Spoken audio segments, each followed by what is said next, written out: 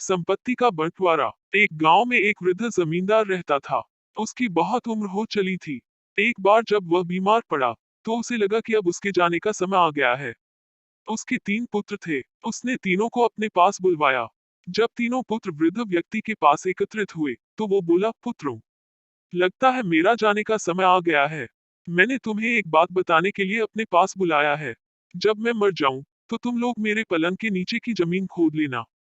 वहां तुम तीनों के लिए कुछ है। इतना कहने के बाद वृद्ध व्यक्ति की मृत्यु हो गई। उसका अंतिम संस्कार करने के बाद तीनों पुत्रों ने उसके कहे अनुसार उसके पलंग के नीचे की जमीन की खुदाई की।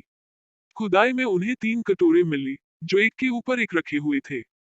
पहले कटोरे में मिट्टी थी, दूसरे में सूखा हुआ गाय का गोबर और तीसरे में तिनके रखे हुए थे।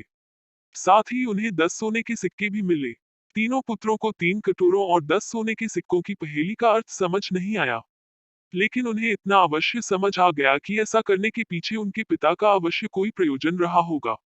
इस पहेली को सुलझाने के लिए तीनों ने तेनालीराम के पास जाने का निश्चय किया। तेनालीराम के पास पहुंचकर उन्हें पूरी बात बताकर उन्होंने पूछा, चाचा, आप तो पिताजी के बहुत अच्छे मित्र थे।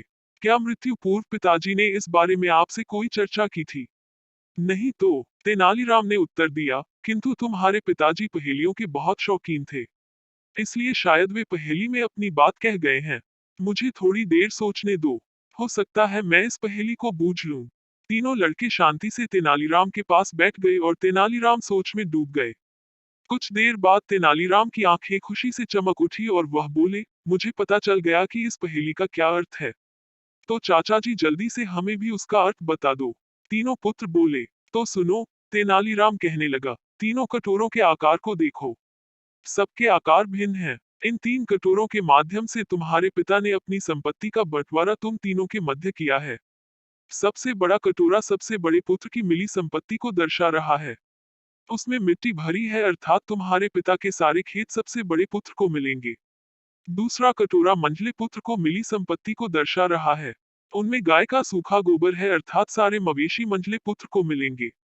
तीसरा कटोरा छोटे पुत्र को मिली संपत्ति को दर्शा रहा है, जिसमें तिनके भरे हैं, जो सुनहरे रंग के हैं, अर्थात सारा सोना सबसे छोटे पुत्र के हिस्से आया है।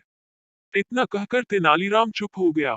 तब तीनों पुत्र बोले, चाचा जी, एक बात समझ में नहीं आ रही कि पिताजी ये 10 सोने के सिक्के किसके लिए छोड़ गए हैं।